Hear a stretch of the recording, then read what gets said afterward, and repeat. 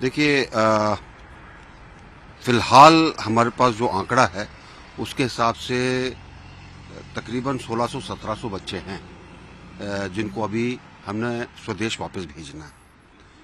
इसके अलावा पिछले 3 दिनों में हमने 4 और 3 7 फ्लाइट जो है भेजी हैं वापस, जिसके अंदर किसी में 219 गए, किसी में 208 गए, किसी में ये इस नंबर के हिसाब से हमने लोगों को वापस घर भेजा है।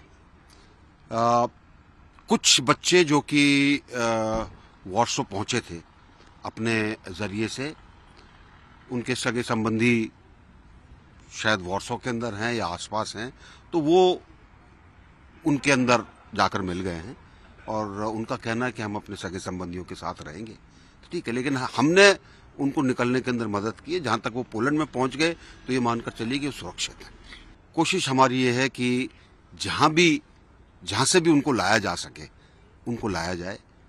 जहां हम उनको गाइडेंस दे सकते हैं मैसेजेस के द्वारा, या जो यहाँ पर हमारे पास स्टूडेंट आए उनके द्वारा, तो उनके द्वारा हम कोशिश करते हैं कि एक सही तरीके से उनको मैसेज दिया जाए कि कैसे काम किया जा सकता है। आज उदाहरण के तौर पर मैं आपको बताता हूँ, मेरे पास किसी का फोन आया कि मैं खारकीव के अंदर हूँ और यहाँ पर इतने बच्चे हैं। तो उनको मैंने समझाया कि देखिए, खारकीव में अल्टीमेटम था निकलने का, वो समय की म्याद पूरी हो गई है।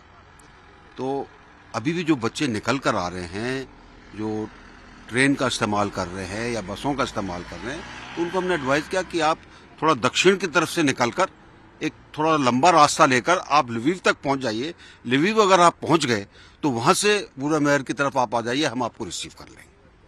तो हर तरह की कोशिश चल रही है कि कैसे किसी न किसी तरीके से बच्चों को निकाला जाए। सर, कुछ बच्चे ऐसे हैं जो बता रहे हैं कि खारकीव ही नहीं बल्कि कई ऐसे जगह है जहां की स्थिति बड़ी भयावह है। क्या भविष्य में ऐसी कोई प्लानिंग है? हमला चल रहा है, लड़ाई है। हर लड़ाई भयावह होती है। हर लड़ाई के अंदर बहुत चीजें इस्तेमाल होती हैं और गोला गोली नहीं देखता कि कौन भारतीय है, कौन यूक्रेनियन है, कौन रशियन है, कौन किसी और देश का है। तो भयावह तो होना है। ऐसे के अंदर हम हमेशा इसी उसमें रहते हैं कि किस तरह अपने बच्चे सुरक्षित निकल आए। कुछ हमारे खारकीव के अंदर 1-2 बच्चों का नुकसान भी हुआ है।